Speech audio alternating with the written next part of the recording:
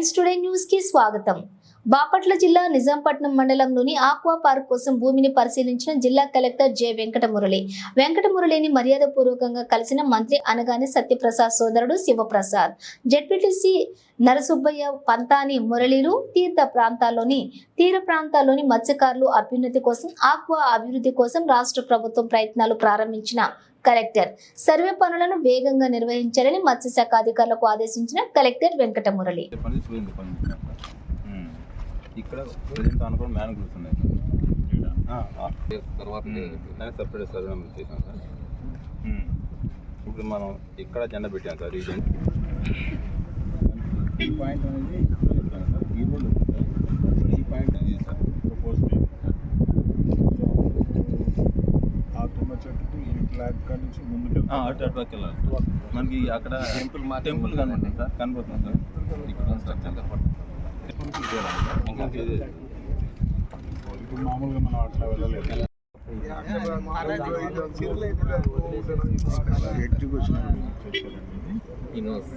ఎందుకంటే ఇదంతా రెగ్యులర్గా ఇక్కడ బీచ్లో ఇక్కడ ఏమవుతుందంటే మీరు సముద్ర స్నానాలకి ఈ రోడ్డే వాడతారు.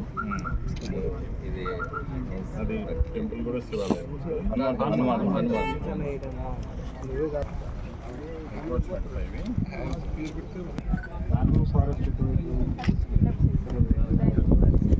లాస్ట్ 3 yearsలో డెవలప్ అయింది.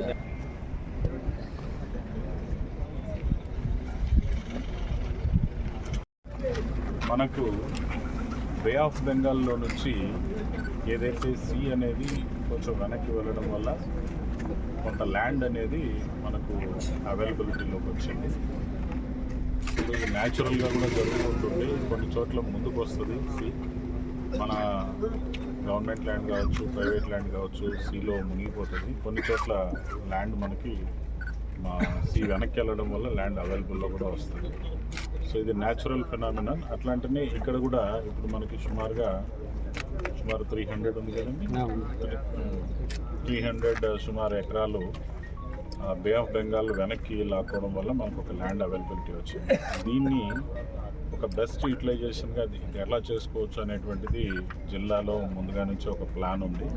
ఆ ప్లాన్ ప్రకారంగా ఏదైతే మ్యాంగ్రూవ్ ఫారెస్ట్ డెవలప్ అయ్యిందో ఆ మ్యాంగ్రూవ్ ఫారెస్ట్ డెవలప్ అయిన దాన్ని మనము ఫారెస్ట్ డిపార్ట్మెంట్కి అప్పగించేసి ఒక రిజర్వ్ ఫారెస్ట్ కింద ఎయిర్మార్క్ చేసి దాన్ని ఆ 50 ఎకరాలని కూడా న్యాచురల్ రిజర్వ్ లాగా, బయో రిజర్వ్ లాగా ఉపయోగించుకోవడం, బయోడైవర్స్ రిజర్వ్ లాగా.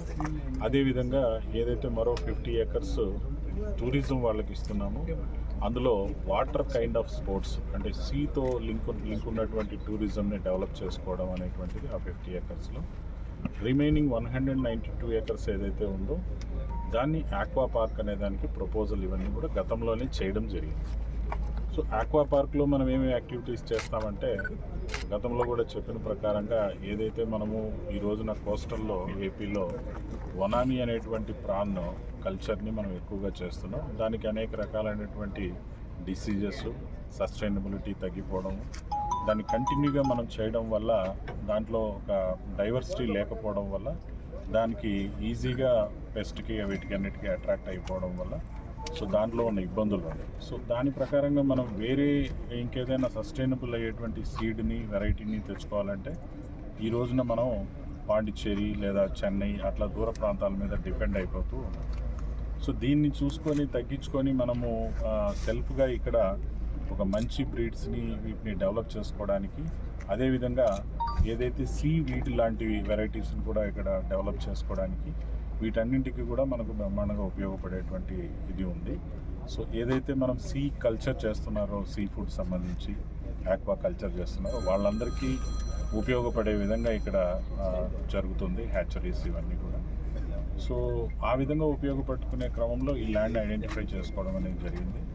ఈ ల్యాండ్ని ఎందుకు మనం ఈరోజు కూడా విజిట్ చేస్తున్నామంటే దీనికి సంబంధించి ఆల్రెడీ సెంట్రల్ గవర్నమెంట్ ఫండ్స్ కూడా రిలీజ్ అయ్యి రెడీగా ఉన్నాయి కాబట్టి త్వరలోనే గవర్నమెంట్ దీన్ని ఒక ఇమీడియట్గా టేకప్ చేసే అంశం కాబట్టి డిస్ట్రిక్ట్ అడ్మినిస్ట్రేషన్ కూడా ముందుగా దీన్ని చెక్ చేసుకొని దీనికి సంబంధించి కొంత ముందుగానే ప్రిపేర్డ్గా ఉండడం కోసం అనేది చూడడం అనేది జరిగింది. సో దీన్ని గౌరవనీయులు మన ప్రీతమ ముఖ్యమంత్రి గారు నారా చంద్రబాబు నాయుడు గారు దీన్ని ఇమీడియట్గా టేకప్ చేయబోతున్నారు.